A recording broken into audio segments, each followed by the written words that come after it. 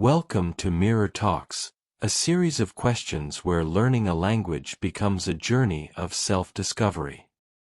We spend so much of our lives surrounded by others, asking, listening, sharing moments, yet how rarely do we sit in silence with ourselves and do the same? It's as if we've forgotten how to be our own companion, afraid of the quiet that reveals what we truly feel inside. Mirror Talks is an invitation to return to yourself. To sit down, perhaps in front of a mirror, and look gently into your own eyes. To face your vulnerability with kindness. To honor your past scars, embrace your present uncertainties, and tenderly meet the fears you hold for the future. Here you will not be judged. You will simply listen to yourself. Through these moments together, you'll learn not only new words, but new ways of understanding them, in English, and in the language of your own inner world. In every episode you'll discover 5 self-reflection questions and sample answers to inspire new perspectives. In this episode you'll learn about self-compassion, relational balance and reciprocity, vulnerability and authenticity, fear of change, and inner nurturing. So take a deep breath. Come as you are. Let's begin the quiet conversation that matters most, the one within. Here comes the first question. How do I speak to myself when I make a mistake? When I make a mistake, my inner voice can become very loud and hard.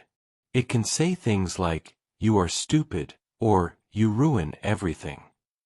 I stop and really listen to this inner critic. I ask myself, would I speak like this to a friend? The answer is usually no. This shows me that I am not being fair to myself. I notice how my body feels when I attack myself inside. Often I feel small, tense, and hopeless. I then try to change my self-talk with intention. I practice sentences like, "I made a mistake, but I am still a good person." I say, "Everyone makes mistakes, it is part of being human." I remind myself that mistakes are chances to learn, not proof that I am bad. I can even put my hand on my chest and speak to myself in a soft voice. This is called self-compassion. It helps my nervous system relax and feel safer. When I treat myself with kindness after a mistake, I grow stronger, not weaker. I feel freer to try new things, because I know I will not punish myself so much. I can look at the situation calmly and ask, what can I do better next time?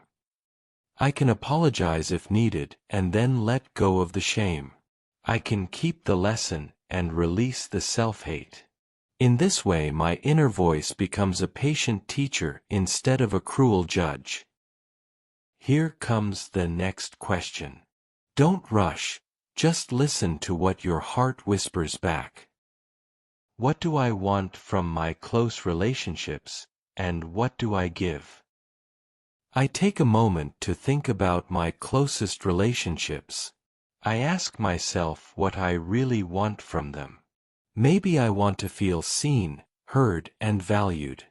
Maybe I want honesty, loyalty, and emotional support. I also think about how I want to feel when I am with someone, relaxed, safe, and free to be myself. It is important to be honest with myself about these hopes. This clarity helps me choose healthier connections. Then I gently turn the question toward myself. I ask, what do I give in my relationships? Do I listen with care, or do I often interrupt? Do I respect other people's limits, or push them away? Do I share my true feelings, or do I hide behind a mask? I am not judging myself, I am taking an honest look. This awareness shows me where I am loving and where I can grow. Healthy relationships are a two-way street. I also ask if there is balance or if I feel empty and exhausted. If I always give and never receive, I may start to feel resentment. If I always take and never give, I may hurt others without seeing it.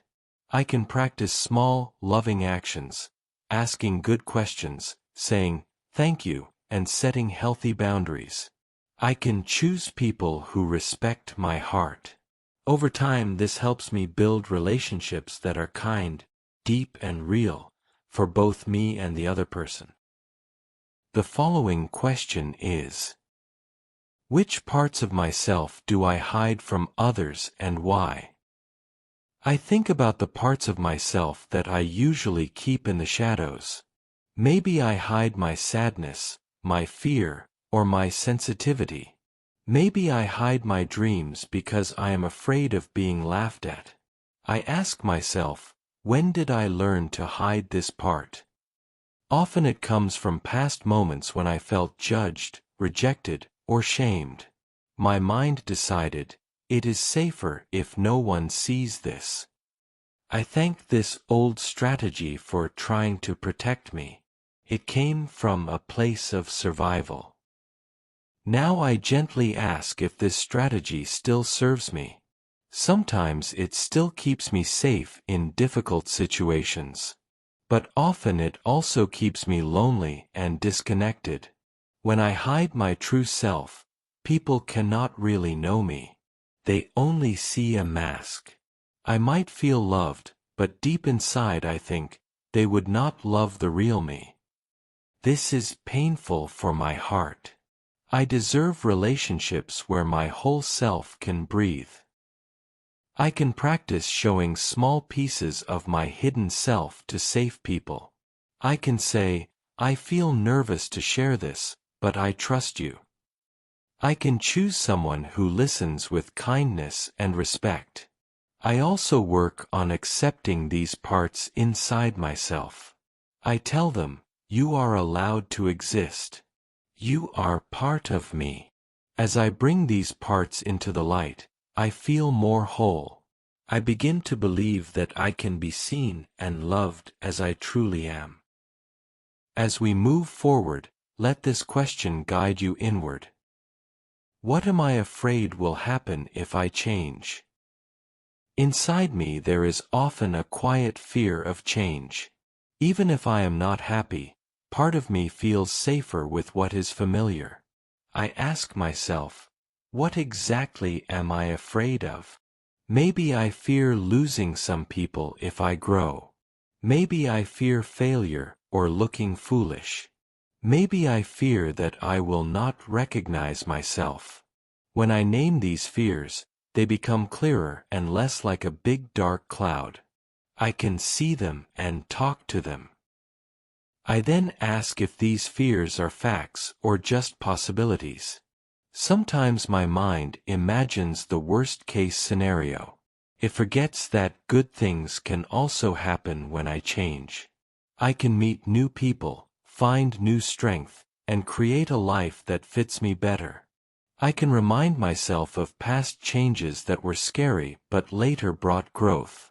This helps me feel more trust in my own process. I do not need to rush, I can move step by step. I also honor the part of me that wants to stay safe. I do not shame it, I listen to its worries. Then I gently explain to it why this change is important for my well-being.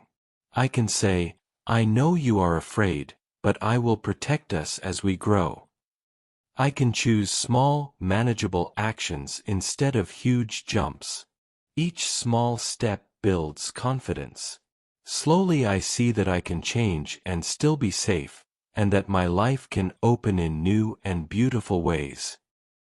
And there is the final question, a gentle closing circle. If my inner child could speak to me now, what would they ask for? I imagine myself as a child, maybe at 5, 7, or 10 years old. I see their eyes, their posture, their small hands. I ask this inner child, what do you need from me today?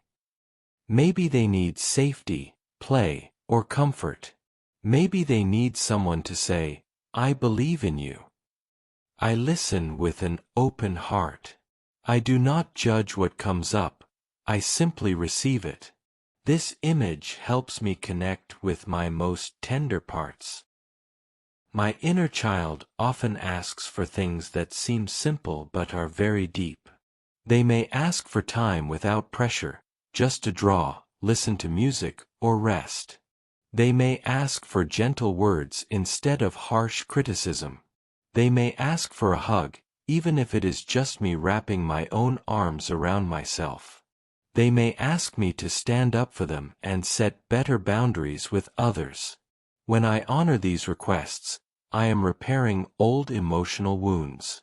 I become the caring adult they needed. I can bring this inner child into my daily life with small practices. I can talk to them in my journal and write loving messages. I can do activities that they enjoyed and let myself feel joy without guilt.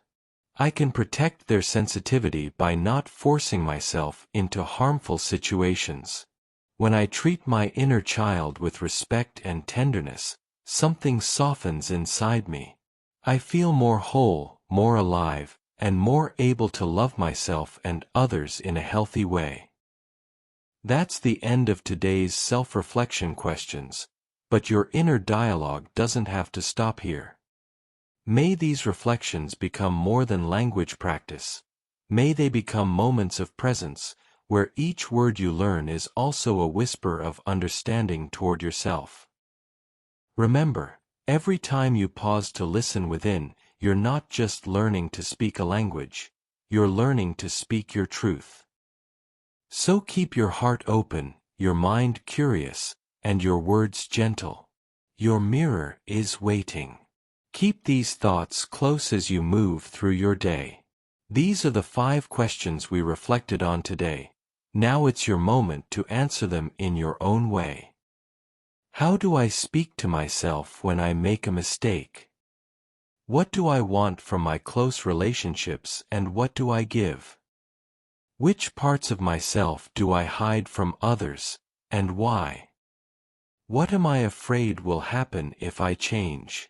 If my inner child could speak to me now, what would they ask for?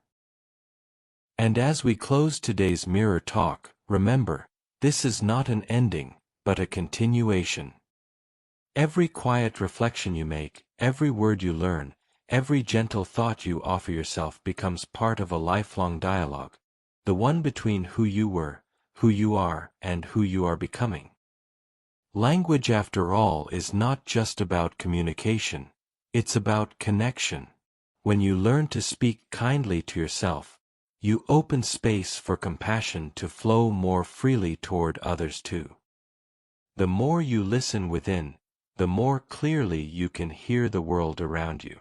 So as you step away from this moment, carry with you the calm that silence brings and the courage that honesty awakens. Let your reflections guide you softly through the noise of the day. Let your words, in English and in your own heart's language, remind you that growth does not require perfection, only presence. Until next time, keep speaking gently. Keep listening deeply. Your mirror will always be here, waiting for your return.